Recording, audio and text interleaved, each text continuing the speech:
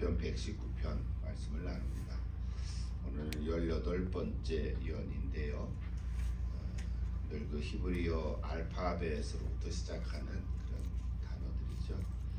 오늘은 그 알파벳이 차대라고 이렇게 말하는 알파벳입니다. 차대.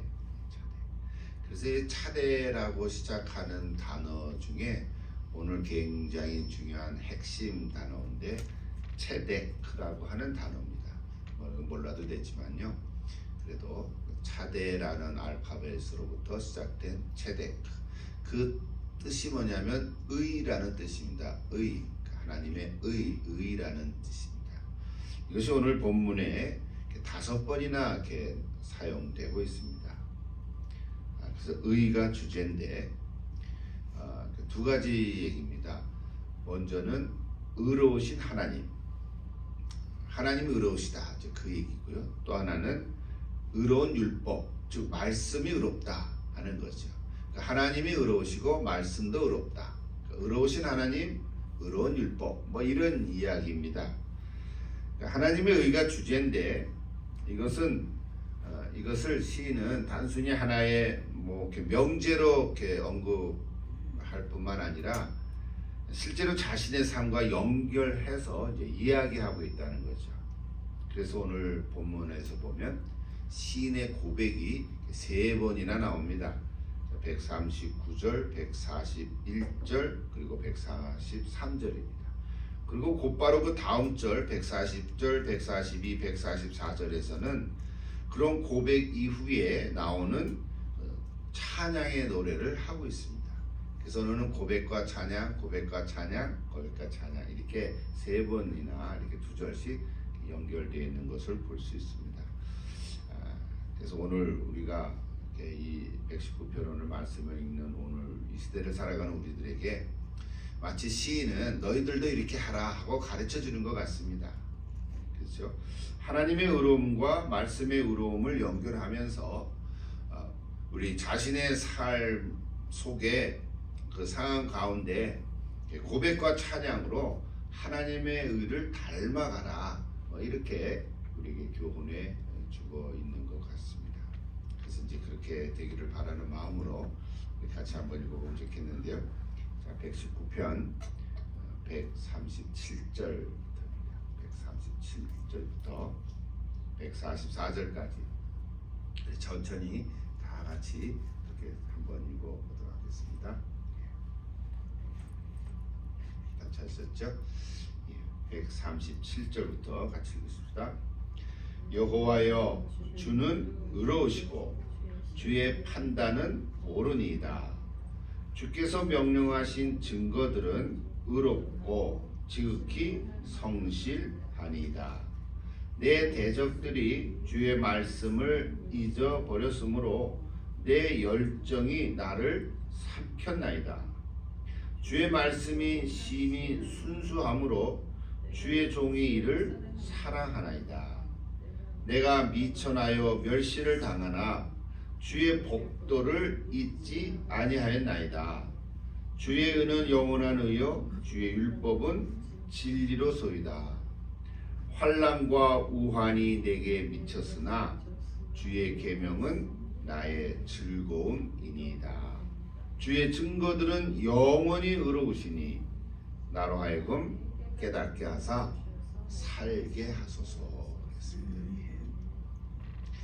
이렇게 짧은 8절씩 되어 있지만 오늘 또 18번째 여는 우리에게 중요한 메시지를 전해주고 있습니다. 자, 먼저 하나님의 의, 거기 137절 8절 먼저 한번 보십시다. 여호와여, 주는 의로우시다 그랬죠. 그리고 138절에서는 주의 증거, 이 증거는 이제 말씀이죠. 의롭다고 이렇게 이야기하고 있습니다. 주의 말씀이 의롭다로 말하기 전에 이 시인은 먼저 주님이 의롭다라고 이야기를 합니다. 이 순서를 바꾸면 안 됩니다. 주님이 먼저 의롭고 의로우신 주님으로 나오는 말씀이 의롭다는 거죠. 근데 주님은 의롭지 않은데 주님께서 하시는 말씀만 의롭다, 이럴 수는 없는 거죠. 그러면 쐐기는 거잖아요. 속이는 것 같은.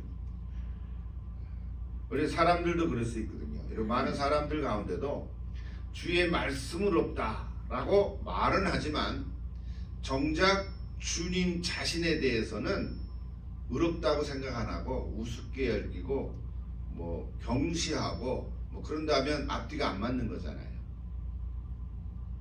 하나님의 말씀이 자기 생각의 근거로 말씀을 사용하는 거예요. 그러니까 거기에 주님은 없고 내가 있는 거죠. 그래서 조심해야 할 부분이죠. 여러분 사람들 가운데도 말은 좋은데 그 말을 하는 사람을 무시한다면 그 말은 의미가 없는 거잖아요. 그렇죠? 그러니까 예수님의 말씀도 마찬가지죠. 예수님의 말씀은 나한테 도움이 되고 참 좋다 그렇게 말은 하더라도 정작 예수님을 모르거나 그런 예수님을 믿지도 않거나 또는 무시하고 따르지 않는다면 그 예수님이 하시는 말씀을 내가 아무리 인용해도 그건 소용이 없는 것과 똑같잖아요. 그래서 오늘 이 시인은 먼저 처음에 두 절을 통해서 중요한 교훈을 우리에게 주십니다. 주님이 의로우심이 먼저 고백이라는 거죠. 고백하고 그로부터 나오는 말씀이 의롭다. 오늘 여기 순서를 잊어버리면 안 됩니다. 하나님의 의에 대해서는 이야기할 게 얼마나 많은지 모르겠어요. 그러나 오늘 다 그 얘기를 할 필요는 없고요. 오늘 본문을 통해서는 이 시인이 그래서 세 번에 걸쳐서 고백과 찬양으로 두 절씩 연결하는 걸 볼 수 있습니다. 그리고 하나씩 좀 찾아보면서 은혜 시간이 되기를 바랍니다. 자, 먼저 139절 보십시오. 첫 번째로 시인이 뭐라고 고백합니까? 자기 원수들이 주님의 말씀을 잊어버렸다. 그렇게 얘기하죠. 여기서 나오는 원수가 누구인지는 정확히 알 수는 없습니다. 그러나 그 원수의 그 어떤 특징, 뭐 그렇게 얘기하면 그들은 주의 말씀을 잊어버린 사람들이라는 거예요. 주의 말씀이 전혀 마음속에 없다는 거죠. 그러니까 이 원수라고 하는 사람들도 전혀 주를 모른다라고 말할 수는 없죠. 하여튼 누군가가 주의 말씀을 잊어버린 자라는 거예요. 우리가 보통 원수라고 하면 어떤 생각을 합니까?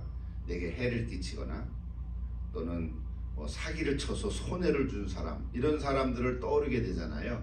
근데 오늘 시인은 여기 139절에서 주의 말씀을 잊은 자, 그러니까 주의 말씀을 잊었다는 것은 주의 말씀과 전혀 상관이 없는 삶으로 살아가는 사람, 그런 사람을 원수라고 지금 고백하고 있는 거예요. 그런데 시인은 140절에서 뭐라고 말합니까?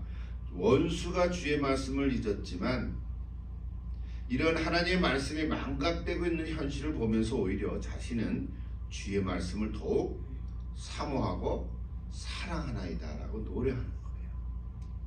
자기는 주의 말씀을 사랑한다는 거예요. 왜 그럴까요? 오늘 여기 보면 주의 말씀은 마치 불에 정련된 순금처럼 순수하기 때문이다 이런 거죠. 그런 말이 있죠. 140절에 주의 말씀이 심히 순수함으로 주의 종이 이를 사랑하나이다 그랬어요. 여러분 주의 말씀을 사랑하시죠? 다 사모하죠. 이미 살펴보았지만 이 말씀 준비하면서 전에 시편 12편 6절에 이런 구절이 있어요. 한번 들어보십시오. 여호와의 말씀은 순결하며 흙 도가니에 7번 단련한 은 같도다 그랬어요. 생각이 납니까? 이런 구절들 생각이 나죠. 말씀은 순결한데 왜 순결한가? 흙 도가니에 7번 단련한 은 같다 그랬어요. 이게는 금을, 여러분 금이라는 게 그냥 금덩어리가 산에 있는 게 아니잖아요. 이렇게 흙과 뭐 이렇게 다 섞여 있는 거잖아요. 그래서 그거를 갖다가 정련의 과정을 통해서 순수한 금을 뽑아내는 거잖아요. 마찬가지죠. 하나님의 말씀이 그렇다는 거는 결국 그 말씀을 사랑하고 사모하는 사람에게는 그 심령도 이렇게 정결케 되는 거죠. 여러분 욥의 고백을 잘 아시죠?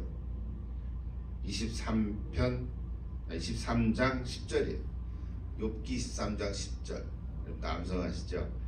나의 가는 길을 오직 그가 아시나니 그가 나를 단련한 후에는 내가 정금같이 나오리라 그랬어요.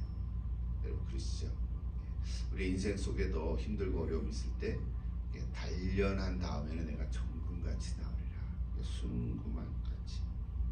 오늘 여기 주의 말씀이 순결한 것처럼 우리도 연단을 받아서 이렇게 순수한 금처럼 이렇게 성결한 그런 심령이 되는 줄로 믿습니다. 이제 우리 사순절을 보내고 있는 기간인데요. 우리 뭐 날마다 그러지는 못겠지만 여러분이 기도하며 묵상할 때 우리가 십자가를 묵상한다는 것은 결국은 내 자신을 돌이켜보고 혹시 내 속에 또 이렇게 때 묻은 거 있으면 다 깨끗하게 씻겨서 주님 앞에 깨끗한 심령으로 선결한 심령으로 이렇게 나오는 것을 우리가 경험할 수가 있습니다. 오늘 이 시인의 고백과 또 혹시 욥의 고백을 통해서 이 시대를 살아가는 저와 여러분에게도 또 사순절을 보내는 우리에게도 이런 고백이 있고 또 찬양이 있기를 이렇게 기도합니다. 두 번째 볼까요? 자, 두 번째 오늘 시인의 고백과 찬양은 이제 후반부에 나타나는데요. 141절과 142절입니다. 141절 다시 한번 볼까요? 예. 같이 한번 읽어보십시다. 내가 미천하여 멸시를 당하나 주의 법도를 잊지 아니하였나이다. 이거 고백이죠. 142절 이거는 찬양으로. 주의 의는 영원한 의여 주의 율법은 진리로서이다. 이렇게 얘기하는 거예요. 여기 141절에 나오는 미천하다라는 단어는 하찮다 이런 의미로 또 번역하기도 했습니다. 하찮다. 원래 히브리어 단어는 그런데 작다, 어리다 이런 뜻이라 그래요. 미천하다, 하찮다 뭐 그런 의미가 있죠. 우리는 혹시 어린 아이들을 보고 이거 미천한 아이가 뭐 이런 표현을 쓰죠. 그러니까 그건 어리고 작다 이런 뜻이라는 거죠.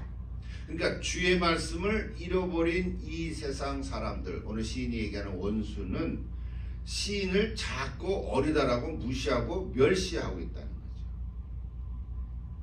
그렇지만 이 시인은 거기에 대놓고 자기의 존재감을 드러내놓고 있지는 않습니다. 오히려 자신은 주의 법도를 잊지 아니하였다고 고백하고 있는 거죠. 여러분 참 놀라운 일입니다. 그래서 시인은 142절에서 찬양으로 이렇게 바꿔주고 있는 거예요. 주의 의는 영원한 의여 주의 법은 진리로서이다. 당연한 귀결이죠. 당연한 게이치인데 시인은 여기서도 주의 의로움과 주의 말씀의 의로움을 진리죠. 의로움을 노래하고 있는 거죠. 이게 짝이 다 맞는 것 같아요. 여러분 오늘날도 마찬가지라고 생각합니다. 세상 사람들이 글쎄 뭐 전부는 아니겠지만 세상 사람들은 이상하리만큼 예수 믿는 사람들을 보면서 이렇게 좀 좋아하진 않습니다. 그렇죠? 예수 믿는 사람들을 이렇게 썩 좋아하지 않아요. 하찮게 여겨요. 여기처럼 볼품이 없다고 여깁니다. 심하면 조롱하기도 하고 무시하기도 합니다. 손가락질도 하죠. 뭐 그렇게 된 거에서는 우리의 책임도 있을 수 있죠. 그죠? 뭐 전부는 아니지만 일부겠지만 비리를 행하는 것이 드러나기도 하고 또 눈살을 찌푸리는 일들도 일어나기도 하죠. 사건도 일어나고. 여러분 점점 교회의 그 어떤 크레딧을 많이 잃어버리고 있다고 그러지 않습니까? 그러니까 이게 하루 이틀 된 건 아니겠죠. 부끄러운 일도 많이 일어납니다. 그렇다면 그렇다고 해서 오늘 우리가 예수 믿는 사람들이 우리 교회가 그냥 그런 사람들의 견해를 듣고 그냥 다 이렇게 죽어가야 되겠냐 하는 거죠. 우리는 다 죽어버려야죠. 그렇지 않습니까? 그런 소리 듣고 뭘 살아갑니까? 근데 오늘 이 말씀을 이렇게 묵상하면 사실은 대부분의 우리 그리스도인들 중에는 그렇게 재벌이 많지는 않습니다. 있기는 하지요. 그리스도인 기업인들도 있고 그런 거 있죠. 또 학벌이나 권세를 가진 자도 그렇게 많지 않습니다. 있기는 하죠. 설령 돈이 있고 지위가 있고 배운 자가 있다 하더라도 이상하리만큼 그리스도인이 되면 도매급으로 무시를 당하고 이게 다 싸잡아가지고 욕을 합니다. 욕을 먹습니다. 여러분도 그런 경우가 있을 수도 있죠. 그러나 오늘 시인은요, 현대말로 이제 표현을 했지만 그것보다 더 중요한 건 뭐냐면, 세상이 나를 무시하고 멸시한다고 해도 그것에 개의치 말고, 그게 개의하기 시작하면 속상하죠. 마음이 상처가 있대. 그러니까 그게 개의치 말고 나는 오직 주의 법도를 잊지 않겠습니다 하고 고백하라는 거예요. 여기서부터 시작이 되는 거예요. 그래야 노래를 부를 수가 있습니다. 주의 의는 영원하기 때문이다. 주의 말씀은 영원합니다. 그렇죠? 주의 그 말씀은 의로운데 오늘 여기 141절에 보면 영원하다 그랬어요. 예수님께서 제자들에게 말씀하신 것이 생각이 납니다. 요한복음 16장 33절에 보면 세상에서는 너희가 환난을 당하나 담대하라 내가 세상을 이겼노라 말씀하십니다. 우리가 뭐 옛날 초기 그리스도인들처럼 박해를 받거나 순교를 하거나 그런 환난은 아닐지 몰라요. 그러나 제자된 자체가 예수님이 그렇게 말씀하셨어요. 세상 사람들이 너희를 멸시하는 것은 나를 모르기 때문이다 하는 거죠. 그래서 너희가 환난을 당하나 담대하라. 내가 세상을 이겼다고 예수님이 말씀하십니다. 여러분 이 말씀은 오히려 마음속에 크게 담으십시오. 그러면은 힘이 납니다. 여러분 담대하십시오. 담대하십시오. 힘들고 어려움이 있더라도 세상을 이기신 주님께서 나와 함께 하신다고 약속하셨습니다. 여러분 이 말씀보다 큰 힘이 어디 있겠습니까? 주님이 함께 하심을 믿고 담대히 나아가십시오. 마지막 두 절을 보십시다. 143절과 144절인데요. 세 번째 시인의 고백과 찬양인데요. 또 같이 한번 읽어보십시다. 143절. 환난과 우환이 내게 미쳤으나 주의 계명은 나의 즐거움이니이다. 나로 하여금 깨닫게 하사 살게 하소서. 계속 세 번이나 반복되는 거죠. 단어들은 조금씩 달라졌지만 여기 마지막 43절에 분명히 기록하죠. 환난과 우환이 내게 미쳤으나. 여러분 우리 하나님 믿는 사람도 그리스도인들도 환난을 당하고 우환이 있을 수 있습니다. 우환이라는 게 뭐 여러 가지 종류겠죠. 사람마다 다 다를 수도 있고 뭐 병에 걸릴 수도 있고 고통 중에도 있을 수 있고 그렇죠. 뭐 사기를 당할 수도 있고 또는 뭐 그냥 가다가 뭐 넘어질 수도 있고 뭐 이루 말할 수 없이 각기 다른 종류의 환난과 우환이 있을 수 있습니다. 근데 오늘 여기 시인은 뭐라 그러냐면 환난과 우환이 내게 미쳤으나 그것을 없애게 달라고 그런 고백들을 하는 게 아니라 주의 계명은 나의 즐거움이니다 그랬어요. 이게 참 너무 휙 가버린 것 같으죠. 근데 오늘 이 시 전체 그 흐름이 그런 거죠. 세 번이나 고백과 찬양 하면서 마지막에 와서 이렇게 읽는 거예요. 여러분 어쩌면 우리 인생도 이렇게 한 생애를 살아가지만 그렇게 큰 희망이 없을지도 몰라요. 이 세상의 희망은 없을 수도 있어요. 그죠? 세상의 소망은 없을 수도 있어요. 그냥 내게 주어진 생애 이 하루하루 또 1년 1년 살아가는 것밖에 없을 수도 있어요. 그렇게 살아가는 거죠. 하나님 믿고 살아가는 거죠. 근데 그 속에 하나님 말씀을 붙들고 살아가는 거예요. 그러니까 내 인생을 보면 뭐 희망이 없는 것처럼 좀 암울할 수도 있지만 그래도 그 와중에도 내게 있는 것이 있는데 뭐예요? 오늘 주님의 말씀이라는 거예요. 그렇죠? 이게 고백인 거예요. 이 고백이 돼야 되는 거예요. 그래서 환난 중에도 내가 말씀이 즐겁다. 이게 환난 중에도 말씀이 즐겁습니까? 환난 중에는 입이 쓰지요. 밥맛도 없고 그러지 않겠습니까? 근데 오늘 시인은 환난과 우환 중에도 주의 계명은 나의 즐거움이 된다고 고백하는 거예요. 그래서 찬양이 절로 나오지 않겠습니까? 우리가 찬양을 부르는 것은 일들이 일들이 다 잘 되어서 좋다 그런 게 아닌 것 같아요. 주변의 상황이 편안하고 안락하고 우리 만사형통이 돼서 좋다 그런 건 아닐 것 같아요. 여전히 힘들고 어려운 부분들이 있죠. 또 개인이 그렇지만 또 내 의지와 관계없이 주변의 삶, 크게 보면 이 사회와 역사까지도 나아가면 이루 말할 수 없죠. 내 의지와 관계없이 막 상황이 돌아가는 거니까. 그러니까 흉흉한 소식이 더 많습니다. 그러나 그럼에도 불구하고 시인은 찬양을 하는 거예요. 그 이유는 주의 계명, 즉 말씀이 내게 즐거움 주, 기쁨이 되는 거죠. 말씀을 통해서 다가오는 세대를 볼 수 있는 영적인 눈이 생겼기 때문입니다. 여러분, 마지막 부활의 소망이 있지 않습니까? 사순절 보내면 마지막 주가 뭐예요? 부활주일이잖아요. 고난 주간을 지난다면 부활주일이 반드시 옵니다. 내가 어떻게 해서 오는 게 아닌 거죠. 예수님은 고난 후에 부활의 소망을 주시고.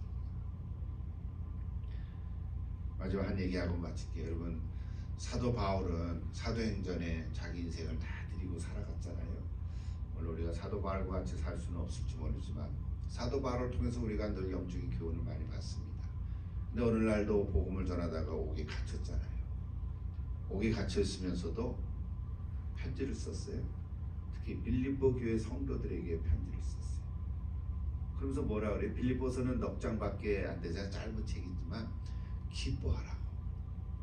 여러분, 옥에 갇힌 사람이 밖에 있는 성도들에게 기뻐하라고, 내가 다시 말하느니 기뻐하라고, 주 안에서 기뻐하라고 이렇게 권면하면서 보낸 편지가 빌립보서서예요. 여러분, 기쁨은 상황에서 오는 것이 아닙니다. 상황이 다 좋아지면 즐겁고 기쁘고 뭐가 마땅한 거죠. 그러나 우리 믿는 자들은 상황에서 오는 기쁨이 아닌 거죠. 기쁨은 주의 말씀으로부터 옵니다. 그래서 주의 말씀을 사모하고 묵상하면 내 주변의 상황이 어떠하든지 간에 어떨 때는 잊어먹을 때도 있어요. 내 지금 상황의 상황이 어떤지 몰라. 말씀에 깊이 들어가면 너무 좋은 거야. 그 안에서 살고 싶고 그런 거죠. 여러분, 기쁨은 외부의 환경으로부터 오는 게 아니고 내면의 평안으로부터 옵니다. 그래서 여러분, 무엇보다도 먼저 여러분 마음에 평강이 있기를 기도합니다. 우리가 한 생에 살면서 하나님께서 주시는 이 평안함, 이거를 늘 누리고 있으면 내 주변의 상황이 어떠하든지 늘 기쁨이 넘칠 줄 믿습니다. 여러분 잘 아는 구절이죠. 빌립보서 4장 6절. 아무것도 염려하지 말고 다만 모든 일에 기도와 간구로 너희 구할 것을 감사함으로 하나님께 아뢰라. 17절에 7절은 뭐죠? 그리하면 하나님의 평강이 그리스도 예수 안에서 너희 마음과 생각을 지키시리라 그랬어요.